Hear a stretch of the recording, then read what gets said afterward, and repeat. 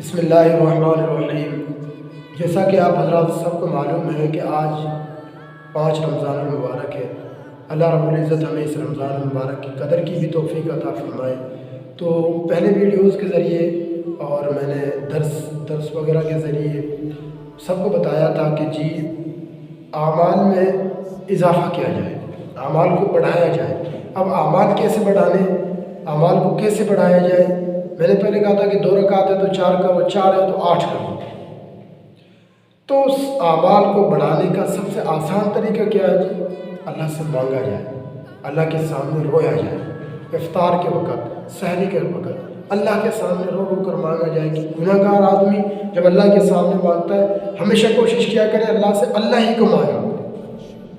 जब अल्लाह मिल जाए तो इंसान को किसी चीज़ की मांगने की ज़रूरत ही नहीं पड़ती। पैसे की, कारोबार की, माल और ज़र की, औलाद की, कोई ऐसी चीज़ नहीं जिसको हमें मांगने की ज़रूरत पड़ेगी। अल्लाह खुद ब खुद हमें दे देंगे। अल्लाह को मांगो, अल्लाह मिल जाएगा तो सब कुछ मिल जाएगा। अल्लाह कब मिलेगा? जब हम अपने दिल की ख्वाहिशात को ख़त्म करके अल्लाह की जो अल्लाह चाहता है हम वो शुरू कर दें।